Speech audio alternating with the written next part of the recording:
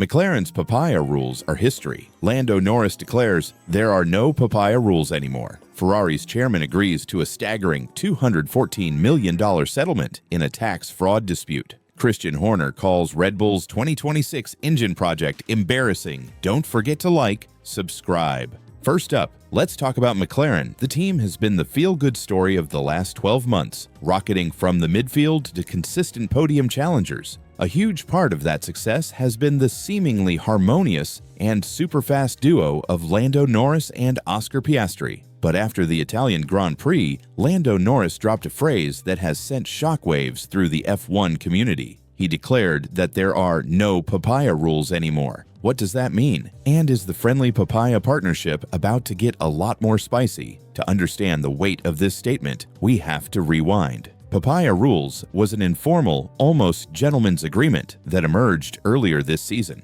The concept was simple. If both McLaren drivers were running in clear air with no immediate threat from behind or ahead, and they found themselves battling each other, the driver who qualified ahead would get priority. It was a team strategy designed to avoid the kind of costly wheel-banging intra-team fights that have derailed other teams. Think Hamilton and Rosberg at Mercedes, or the occasional frosty moments at Ferrari. The rule was most famously invoked in Hungary, I believe, where Piastri, starting ahead, was effectively given the strategic advantage despite Norris potentially having better race pace at times. The team argued it was the cleanest way to manage the race and maximize constructor points. At the time, both drivers, especially Lando, accepted it, albeit sometimes with a hint of frustration in his voice. He understood it was for the good of the team's rebuild. But fast forward to Monza. The context is everything. McLaren had incredible pace. They were arguably the favorites. And for the first time this season, they were in a genuine position to fight not just for a podium, but for a win. In high-stakes environments like that, team orders become less about protecting points and more about strategically deploying your assets to chase the biggest prize. Now, according to the reports, the No Papaya Rules declaration came after the race. Let's read between the lines. The race itself was a masterclass from Piastri and a bit of a nightmare for Norris, with that slow pit stop effectively ending his victory hopes. But imagine the post-race debrief. The discussion likely turned to, what could we have done differently? And in that environment, Lando's statement is a powerful message to the team hierarchy. The training wheels are off. I'm not accepting a status quo where I am held back by a preordained rule, especially when a win is on the line. This isn't Lando throwing his toys out of the pram. This is a driver, now a Grand Prix winner and a bona fide championship contender, asserting his status. He's saying, I am your number one driver, and I should be raced as such. He's effectively demanding priority in 50-50 situations. He believes he has the experience and the raw pace to be the team's spearhead. And this is where it gets fascinating for McLaren. How do they manage this? Oscar Piastri is a phenom. He is arguably the most impressive rookie we've seen since Lewis Hamilton. He is ice cool, blindingly fast, and he will not simply roll over and become a number 2 driver. He too will believe he is the future. The Papaya Rules were a great way to manage 2 alphas while the team was in its upward trajectory. But now they've reached the summit. They're fighting for wins. And at the sharp end of the grid, harmony often goes out the window. McLaren team principal Andrea Stella now faces his biggest challenge yet. He must balance the ambition of 2 of the best drivers on the grid without fracturing the incredible team spirit he has built. Does he formally establish a number 1 and number 2? That could alienate Piastri. Or does he let them race truly and utterly and risk them taking points off each other, potentially costing the team a shot at a Constructors' Championship in the future? Lando's statement is a line in the sand. The era of friendly cooperation is evolving into fierce internal competition. The Papaya Rules are dead. Long live the Papaya Kings. And their battle for the throne starts now. This is ultimately a good problem for McLaren to have. It means they're winning again. But managing superstar egos is the final piece of the puzzle for a team that wants to dominate. This internal dynamic at McLaren is now must-watch television for the rest of 2024 and beyond. A dark cloud was hanging over the very top of the Ferrari organization. In a story that has massive implications for the brand's image and stability, Ferrari Chairman John Elkann has agreed to a settlement of a staggering €214 million in a long-running tax fraud dispute. This isn't just a rich person paying a fine. This is a seismic event at the heart of the Ferrari empire. Let's break down the details of this case because it's complex. The allegations stem from the sale of a luxury villa in Sardinia a decade ago, back in 2014. The Italian authorities alleged that Elkann, the heir to the Fiat empire and head of the Exor holding company that controls Ferrari, Juventus, and Stellantis among others, and his late grandfather, the legendary Fiat boss Gianni Agnelli, used a complex series of offshore companies to artificially deflate the sale price of this property, thereby evading millions in Italian taxes. The specific mechanism, according to prosecutors, involved selling the villa to a company they controlled in the Dutch Antilles at a significantly undervalued price. That company then supposedly sold it on to a separate buyer at its true, much higher market value. The difference between the two sale prices is where the alleged tax was evaded. It's a classic case of what authorities call transfer mispricing. Now, Elkann has not been found guilty of a crime in a criminal court. This is a key distinction. A settlement, especially in a financial dispute, is not an admission of guilt. It is often seen as a pragmatic way to avoid a long, drawn-out, and incredibly damaging legal battle. From a PR perspective, it's about drawing a line under the affair. Elkann's lawyers will say he settled to avoid further distraction and to protect the companies he oversees, namely Ferrari. But the court of public opinion often operates differently. Agreeing to pay 214 million euros is an eye-watering sum. It's a figure so large that it inevitably raises questions. For the average tifoso who spends their hard-earned money on Ferrari merch and tickets, this news is a bitter pill to swallow. Ferrari is not just a company, it's a religion. It represents passion, excellence, and, crucially, Italian pride. To see its chairman embroiled in a tax scandal, settling for a sum that could probably fund the entire F1 team's operations for a season, feels like a betrayal of those values. It's the antithesis of the Ferrari is Italy narrative, and this is where it impacts the F1 team. The chairman of the board is the ultimate boss. He hires and fires the CEO, like Benedetto Vigna, and by extension, the team principal, Fred Vasseur. Stability at the top is absolutely crucial for long-term success in F1. A distracted chairman is a problem. A chairman facing legal jeopardy is a crisis. Think about the timing. Ferrari is on the cusp of its biggest driver lineup change in a generation, preparing to welcome Lewis Hamilton. They are investing billions in new infrastructure and technologies to finally mount a sustained title challenge. They need clear, focused, and unimpeachable leadership. This scandal, even if settled, creates a perception of instability and poor judgment at the very top. Could it affect sponsor relations?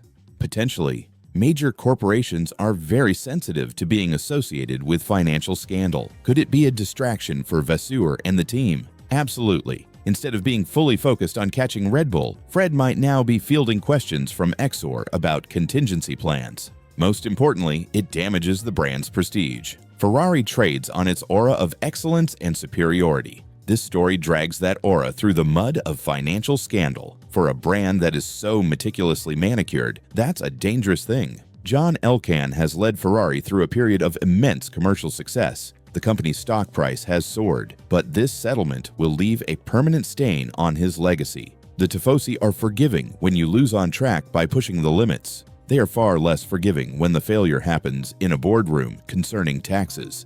This isn't a racing incident, it's a crisis of leadership that will loom over Maranello long after the check has been cashed.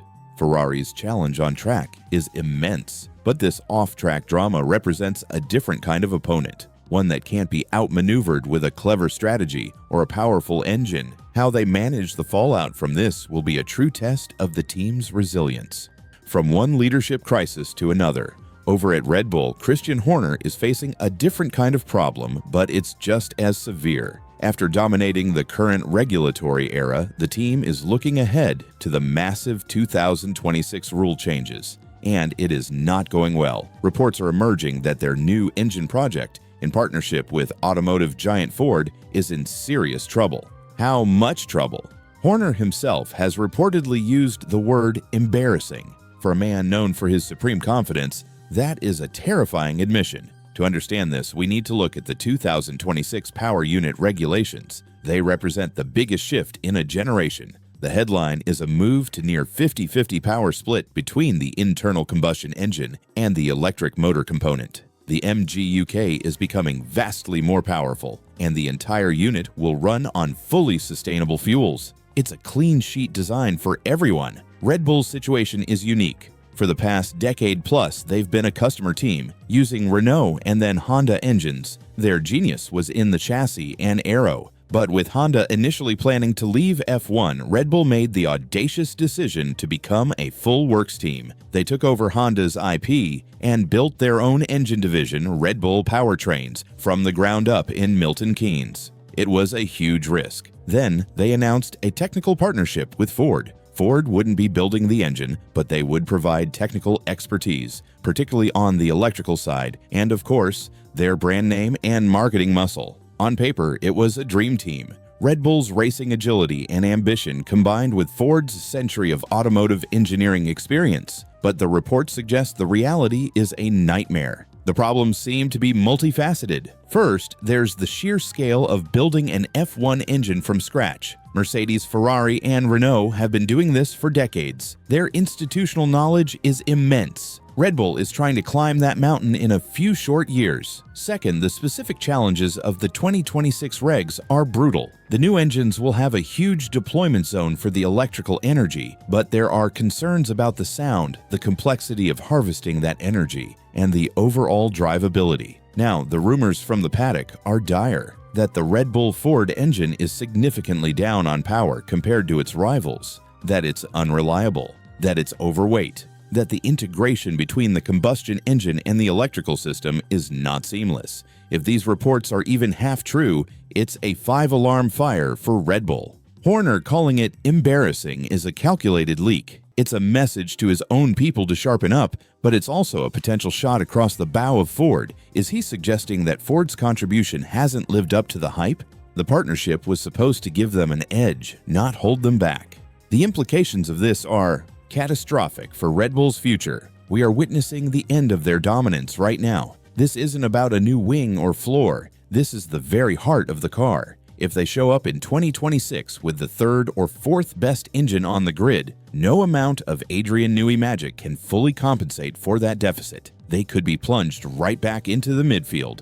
This also has huge driver implications. Max Verstappen is the best driver on the grid, but he is notoriously intolerant of uncompetitive machinery. His contract is long, but there are whispers of performance clauses. If he sees a future of fighting for 7 pesos, would he really stick around? The entire project was built to keep him happy and dominant. Furthermore, it puts Horner's leadership under an incredible spotlight. He was the architect of the Powertrains project. He brought Ford to the table. If it fails, the blame will land squarely on his desk. The internal power struggles that plagued the team earlier this year would look like a minor squabble compared to the fallout from a failed multi-hundred-million-dollar engine program. Red Bull's entire identity is about being the disruptive, agile, and fearless competitor. That ethos is now facing its ultimate test. Building a championship-winning chassis is one thing. Building a championship-winning power unit in a hyper-competitive field from a standing start is arguably the greatest challenge any F1 team has faced in the modern era.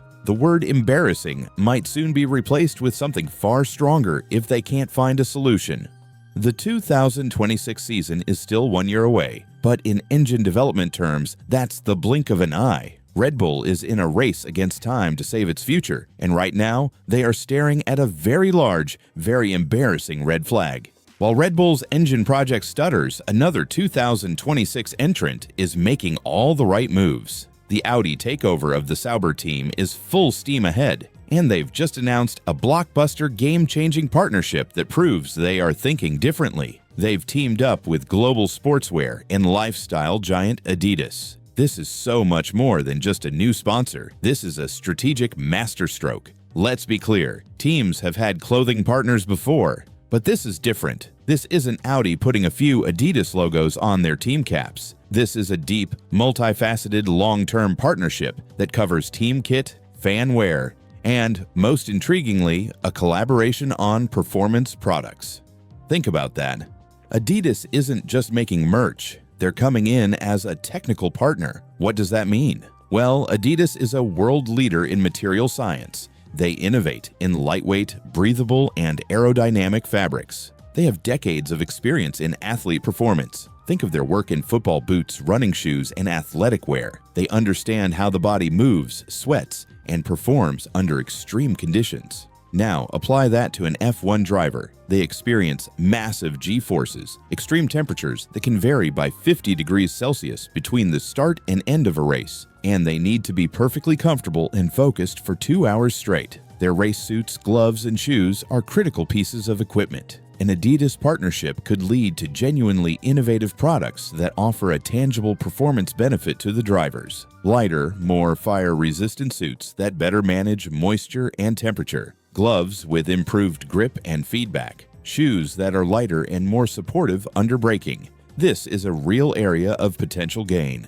But the real genius of this deal is in branding and marketing. Audi is entering F1 not just to win races, but to win the cultural war. They want to be the coolest, most relevant team on the grid. Partnering with Adidas, a brand that sits at the nexus of sport, fashion, and streetwear, is a shortcut to achieving that. Imagine the collateral. We're not going to see just standard team polo shirts. We're going to see limited edition Audi Sport x Adidas sneaker collaborations. We're going to see lifestyle tracksuits, jackets, and hats that people will want to wear not because they're F1 fans, but because they're cool. This brings F1 into a whole new world. It's what AlphaTauri has tried to do with fashion, but with the sheer scale and marketing power of one of the biggest brands on the planet. This partnership will give Audi access to Adidas's colossal global retail network and marketing machine. They will reach audiences that traditional F1 sponsorship could never touch. For Adidas, it's a perfect fit too.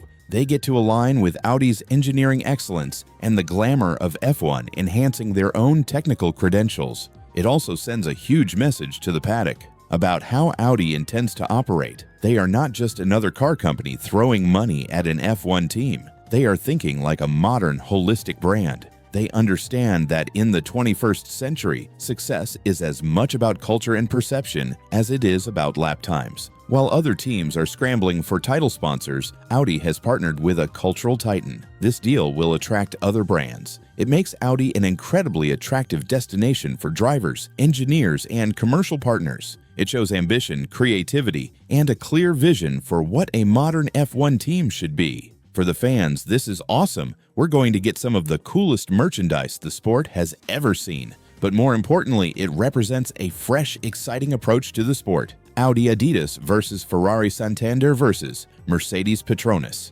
It's a clash of branding philosophies, and Audi has just fired a massive shot across the bow of the establishment. Audi isn't just building a car, they're building a brand. And with Adidas by their side, they might just have the coolest and most innovative project on the entire 2026 grid. This is how you make an entrance. Finally, we have to talk about the drama that unfolded on the sacred tarmac of Monza. It gave us a crystal clear and, frankly tense, preview of what life at Ferrari will be like for Lewis Hamilton in 2025. His battle with his future teammate Charles Leclerc was the subplot of the Italian GP, and it ended with frustration, pointed comments, and a gesture from Hamilton that spoke 1,000 words. The stage was set perfectly, Ferrari's home race. The Tifosi creating an unbelievable atmosphere. Charles Leclerc, the de facto number one, the chosen son of Ferrari, starting on the front row. And Lewis Hamilton, the legendary 7-time world champion, the man who is coming to take his seat, starting right behind him.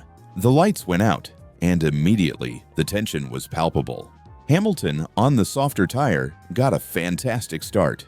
He pulled alongside Leclerc, heading into the first chicane. What happened next was a masterclass in aggressive defending from Leclerc. He positioned his car perfectly, forcing Hamilton to back out or risk a catastrophic collision that would have made him public enemy number one in Italy. Throughout the first stint, Hamilton was clearly faster. His Mercedes was kinder on its tires. He was all over the back of the Ferrari. We heard the radio messages. Hamilton's engineer, Pete Bonington, calmly telling him to be patient. And we heard Hamilton's frustration building. He knew he had the pace to pass, but getting by a Ferrari around Monza with its brutal toe effect is incredibly difficult unless you have a significant pace advantage. The key moment was the pit stops. Ferrari pitted Leclerc first, covering off any undercut threat. Mercedes left Hamilton out.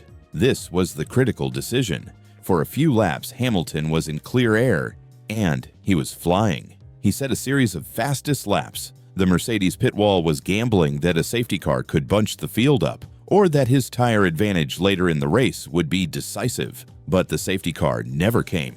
When Hamilton finally pitted, he emerged back out in traffic, his strategy effectively ruined. He was now behind not only Leclerc, but others too. His race win had evaporated. He eventually recovered to finish behind Leclerc, but the damage was done. After the race, the body language said it all. Leclerc was celebrating a podium at his home race. Hamilton, finishing fourth, was visibly dejected. As he climbed from his car, cameras caught him making a sharp, dismissive gesture, a wave of his hand that seemed directed at his own situation, the strategy, or perhaps the sheer frustration of the day. Then came the comments. Hamilton was diplomatic, but pointed. He said the strategy wasn't perfect. He hinted that if he had been pitted earlier, the outcome could have been different. Leclerc, meanwhile, was firm in his defense of his actions at the start, stating it was just hard racing. Let's read the subtext. This was a symbolic battle for the soul of a Ferrari in 2025. Leclerc knows Hamilton is coming. He knows that despite his long history with the team, he will no longer be the undisputed top dog. His aggressive defense was a statement, "This is still my house." He was establishing dominance on the track where it matters most. Hamilton's frustration was the frustration of a champion who saw a win slip away, partly due to a strategy call he disagreed with, but it was also a preview of the challenges he will face at Ferrari. He will have to adapt to a new team, new strategies, and a new blisteringly fast teammate who will not yield an inch. This dynamic is fascinating. There is mutual respect, but there is now a clear and present rivalry. They are not teammates yet, but they are already fighting for psychological supremacy. For Ferrari management, this is a dream and a nightmare. Having two of the fastest drivers on the grid is amazing. Managing their egos and their competing ambitions will be Fred Vassar's biggest headache. Monza 2024 was the first chapter in the Hamilton-Leclerc story. It wasn't a fairy tale for either. It was a brutal, honest, and tense preview of a rivalry that could define Ferrari's next era. The Tifosi got a double podium, but they also got a glimpse of the storm that's coming. And it's going to be unforgettable. The contract may say they become teammates in 2025, but the racing on track at Monza proved that the battle for #1 status at Ferrari has already begun. And that, everyone, is a wrap on an absolutely monumental week in Formula One. From McLaren to Ferrari, Red Bull to Audi, the landscape of the sport is shifting beneath our feet. What was your biggest story of the week? Let me know in the comments below. Was it Lando's declaration, the Ferrari scandal, or the Hamilton-Leclerc tension? Don't forget to smash that like button if you enjoyed this mega breakdown, subscribe for more F1 content, and hit the notification bell so you never miss an upload. Thanks for watching, and see you in the next one.